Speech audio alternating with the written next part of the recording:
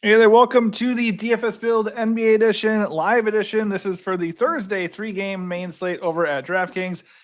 It does pale by comparison to yesterday's 13-game slate, but if you don't like a really busy slate like that, then maybe this one is just for you. We certainly did a good job with our core plays yesterday. If you want to get access to that, just visit dfsbuild.com. Just $5.99 a month to get access to all that. We got NHL, MMA, NFL, MLB, and of course NBA when everything is rolling. Right now, a bit of a hiatus with no UFC this week and no NHL right now, but still there will be content to be had. So definitely take advantage of that for just one low rate for the entire month. For this video, we are going to break down the main slate and hopefully help you out. If you just like free content and want more videos like this, hit up our channel here, hit the subscribe button, and also give us a like to help us out. If you want more free advice than that, you can head over to Discord, linked in our YouTube channel. That is 100% free. Appreciate anybody who ends up tuning in live. Feel free to drop a comment or question as we go here, and we will address it as we go. Tiny 3-game slate, though, so we might not be up here for very long. The way we do this, we go team by team, highlighting the plays that we like and talk over ownership and projections and all that fun stuff. So Bucks and Thunder in OKC, 13.5-point spread, even though the Thunder do not have SGA or Jalen Williams. That's disconcerting. The Bucks did play last night, so did OKC, so fatigue is probably a non-issue. How do you feel about the Bucks here? Well, Ryan Rollins is questionable. He did not play last night. So I don't know if he's actually hurt or if they're just like starting the process of giving up. Really bad spot. Even OKC without a few guys is still a pretty strong defense. They're pretty huge underdogs. It's like a 14-point spread. But if Rollins is out, we're going to see a ton of KPJ and we're going to see a ton of Cam Thomas. And Cam Thomas is Cam Thomas. He's going to shoot a million times while he's out there. Even if he's only out there for 25 minutes, he's 4,600. He can certainly offer upside even in this matchup. It is obviously a suboptimal spot, but he's cheap. There's a ceiling there, like we saw last night. KPJ, he's still fine. Like he's under 8K, no Giannis. He's been awesome in this role all season. Rollins sitting would obviously make him look a bit better. But I still think he's playable even if Rollins is in. Rollins himself, I think, is the toughest sell as the most expensive of the three. Still playable. If KPJ is going to be more owned, they're pretty much the same price. But beyond that, I really don't have a lot of interest. Like Kuzma is priced up, and I think he's questionable. Miles Turner's priced up. Bobby Portis is priced up. Jericho Sims has been playing a lot lately, been starting a couple games. He's actually shown ability, which he hasn't for the first 3 years of his career.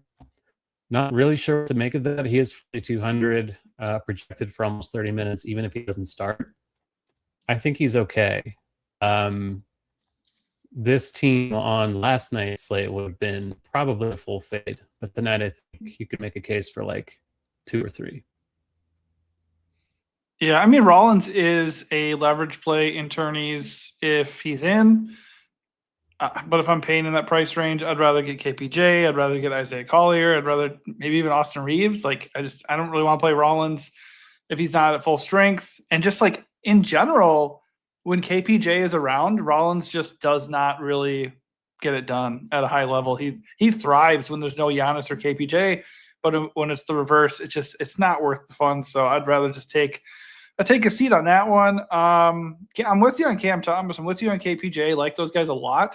Cam Thomas is way easier to get to, and certainly I'd prioritize him over KPJ. But KPJ smashed yesterday, 54 fantasy points. He's been very good since he came back from injury. The matchup is not going to be as bad as it looks for anybody. There's no SGA. There's no Jalen Williams. Hartenstein just got ruled out. J-Dub's obviously out. I already said that, but I'm just looking at the Twitter feed for NBA Underdog, and that's official now. Jay Mitchell, we knew he wasn't going to play, but he's out. So I don't think it's as bad, really. So I'm just saying I'm interested in the Bucks especially since the field is going to be worried about the spread and the matchup. So the Bucks are kind of interesting in general. And I'm with you on Jericho Sims, man. Like 4.2K. There are going to be other guys, specifically the bad Jalen Williams, on the other side of this game at that same price. But he's not going to be owned, and he has a role, and he's been productive, and the matchup is not as scary as it would have been. So he's kind of interesting. The only other thing here I want to get your thoughts on would be Jiang at 3K flat, immediate revenge game. How do you feel about that one? God, I had not. I mean, he got 22 minutes. 22 minutes last night. Kuzma might be out. I mean, he could get like 20, 25 minutes, and he would naturally be pretty motivated. And he's 3K min and power forward eligible. Kind of interesting. I don't know how Ousmane Dieng motivation motivates me. Probably doesn't. He is cheap. That's really the only thing. I don't want to do that, to be frank. Yeah, that's fair. I don't want to do it. I mean, you got to look for ways to get a little bit different. There's a lot of good chalk in a 3-game slate. I feel like we just eat a lot of it, and then we have to find a few spots to get different. I just feel like also the few true studs on the slate that are worth getting up to, like, can we just stockpile them and use somebody like him at 3K flat? Or, the Oscar from Utah, he's 3K flat. Can we just play those two guys and like pay up for all the other studs? It's possible. Anyways, not a great play, not a safe play, but just something worth mentioning. 22 minutes last night facing his former team, might have a role tonight at 3K flat. On the other side, OKC, you got Chet at 8.6. He's obviously expensive, but no Hartenstein. This isn't updated for that, but Hartenstein is out. So Jalen Williams at 4.3 right away. Like, he's going to start. He's going to get big minutes. He'll be next to Chet. And that looks pretty good to me. Power forward center eligible. That's really nice. He's going to be tough to ignore. And in general, they're going to be shorthanded. So Aaron Wiggins at 5.4. Kayson Wallace at 6. Isaiah Joe at 4.4. Jared McCain at 3.5. Like, all of these guys are in play. Excuse me. I think Joe and Wiggins and Jalen are the three I'm looking at the most. I feel like they're the safest values. But you can definitely look at Caruso and Dort and McCain at 3.5. I mean, that one's interesting because he's like a lot safer than an Oscar or a Jiang. What are your thoughts there? Yeah, it's always gross whenever we get the Thunder, especially when they're sitting regulars. Yeah. There are so many guys. Like, you have to really be aware of who you're playing with. Who else from this team? Just because there are so many redundant guys, the minutes are pretty volatile. A guy may start the game and then not start the second half. Like, they do that all the time. So rules are going to be pretty important with the Thunder. It's a good spot. They're huge favorites, even without several pieces. I assume the spread will shrink now with Hartenstein out, but Milwaukee's still not imposing overall, of course. Jalen Williams never does anything when the team actually has like one star available. It looks like they'll have Chet tonight. He's cheap, but there is a lot of cheap stuff on the slate, so I don't really feel like he's a must by any means. I think he's okay. I would probably play max 1 of Caruso, Wiggins. I would probably max 1 Joe, McCain, and I would probably max 1 Wallace, Dort. And I think a max 3 or max 4 is where I'd go. It was max 3 before the Hartenstein news. I think you can make a case for 4 now. But there is still a lot else to like on the slate, so I probably would lean max 3 there. Just about anyone in the lineup is viable, even Chet. But hard to love. Like, he's 8,600. He should do everything while he's out there. And maybe just without these other starters, the game is closer than the spread would indicate. So there's a chance to get a full Chet game, and I think that's pretty good in the mid-8s. Otherwise, it's like a smattering of everybody. Smattering. Ricky brings up a good point here. So obviously right now they have 9.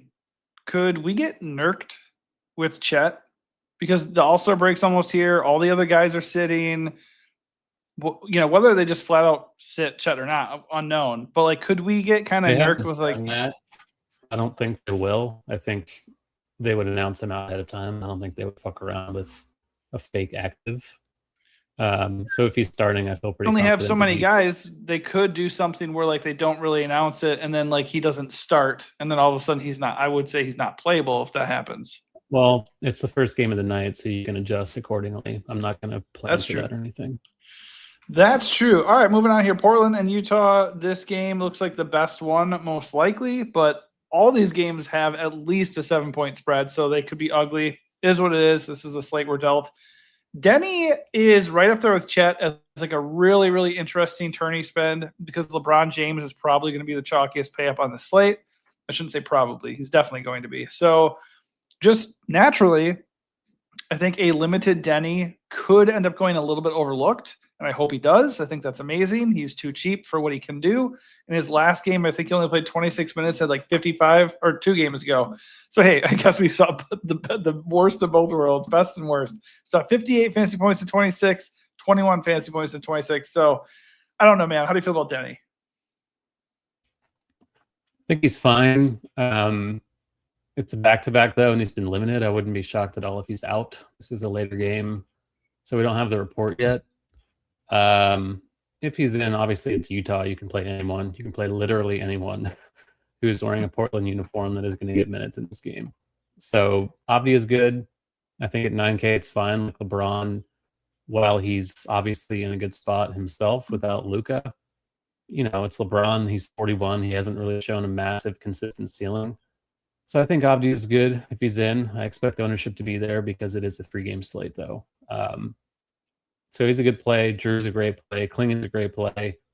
Jeremy Grant's a fine play. Kamara's a fine play. Like, again, you just have to kind of be cognizant of who you're playing with too. I think a max 2 of Grant, Kamara, Sissoko makes sense. And a max 3 or max 4. You can probably go with max 4 just because it's the Jazz. Sissoko's actually been playing well, so it's kind of annoying. I don't really trust him. I think Kamara as leverage on Jeremy Grant ownership is kind of interesting. Yeah, we'll see about Denny. Like, obviously, if Denny is out, both Kamara and Grant, Andrew, those 3 look pretty darn good. Klingen, his projection is nasty against the Jazz here. He could absolutely feast. Are you worried about ownership at all with him, or are you just going to play him?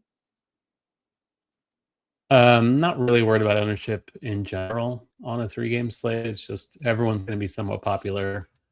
I do think just the rules you make in getting different is going to be the key to the slate. So individually, I don't care about a single player's ownership. All right, totally fair. All right, the Utah side, we have no Nurk, no Lowry, no JJJ. Jaren Jackson Jr. just shut down for the season. So Kyle Filipowski at 6'7" projects like a god. They are shorthanded, so I'm not that concerned now, especially with most of those main vets no longer in the rotation for this game. He and Isaiah Collier look really, really good. Filipowski looks better, but you can certainly play them together. I do not mind Ace Bailey, Bryce Sensabaugh, they're fine. Vince Williams is popping. Oscar Tshiebwe is popping. Certainly would rather get to Oscar before I get to Vince. Where are you at on those guys?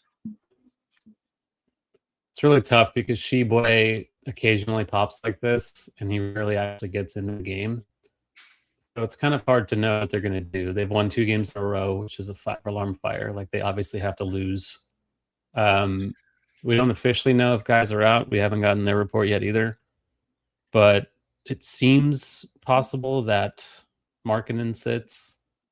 And Filipowski barely played last night. He should start. I would think he's a great play. Collier, same thing. Just we've been playing him lately with George out. No real reason to stop tonight.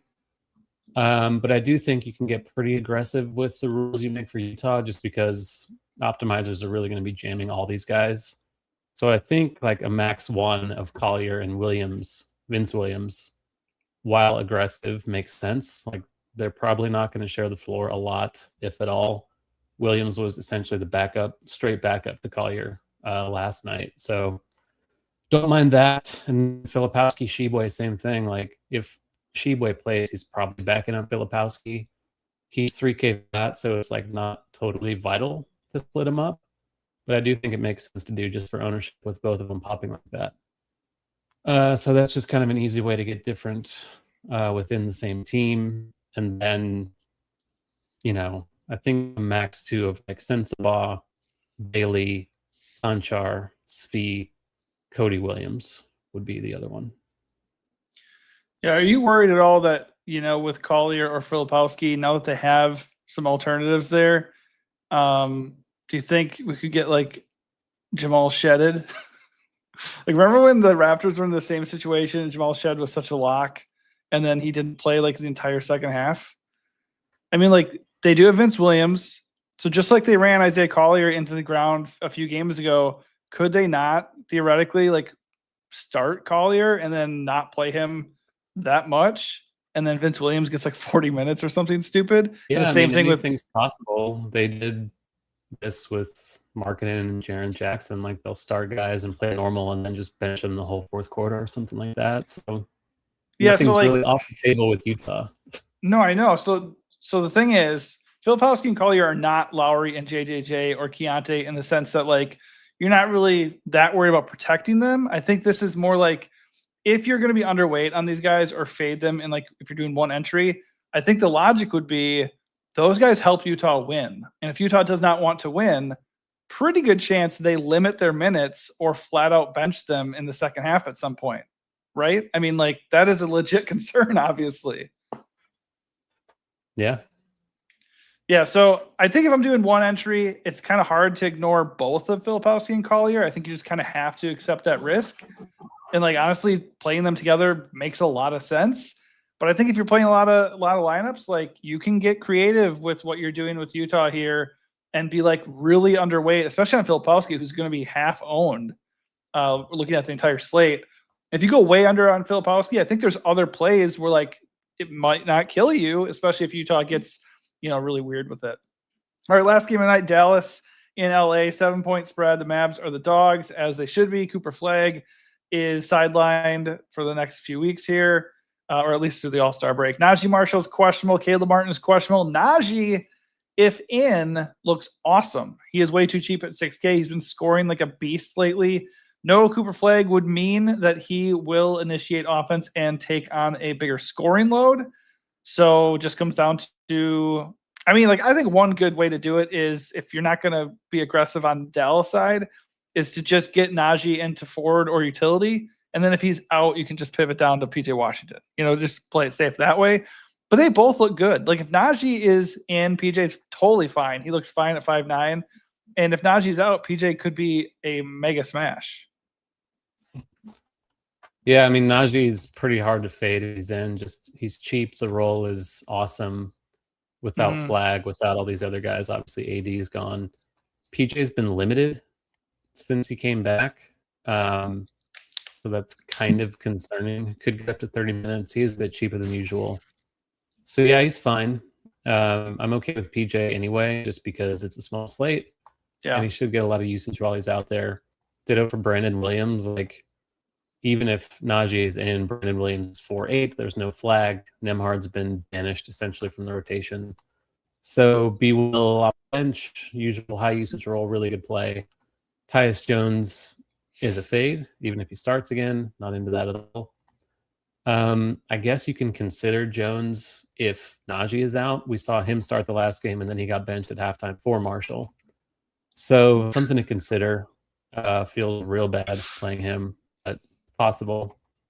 And then the centers are pretty interesting, with Gafford still being cheap and Bagley playing a pretty sizable role off the bench. 2 games ago, he went off because Gafford got into foul trouble.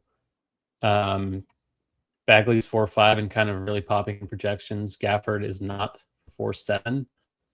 Wide range of outcomes with both. On a small slate, I think Gafford's a pretty interesting play if Bagley is going to be the chalky one. Definitely would not play them together. And then, Christie gets a lot of minutes. It's okay. Revenge game and all that, but not that exciting. Yeah, I think the big decision point is going to be Bagley, because he was popping like crazy earlier. He is really cheap. I don't know, man. Chalky Bagley on a 3-game slate feels like an easy thing to not do. Like, Bagley at high ownership has gone wrong a lot.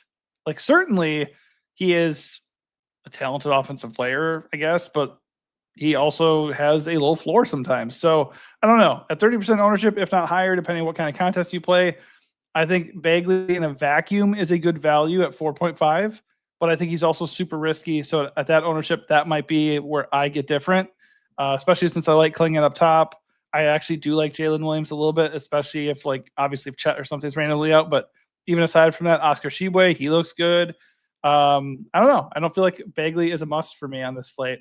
I'm with you on everything else. It'd be nice to have the Najee news. If we don't get it, I think I'm just going to play Najee, and then if he's ruled out, I'll just pivot down to PJ and hope the ownership, isn't egregious. I don't think I'm going to be alone in that strategy. Love the Tyus shout as far as not playing him unless Najee is out, and obviously if Najee's out, Tyus would feel a lot safer at 3.9. So I think you can go in like I'm going to play Tyus and hope Najee's out. And then if Najee's in, maybe he'll be okay. You can do that for sure because it doesn't look like he's going to get steamed up at the moment. On the other side, Lakers, LeBron looks awesome.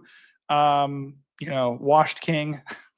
He's going to be owned. So you can certainly make a case to fade for a variety of reasons. I just don't see the point. I think he's just good chalk on this slate. Austin Reeves looks fine at 7.7. Obviously still limited.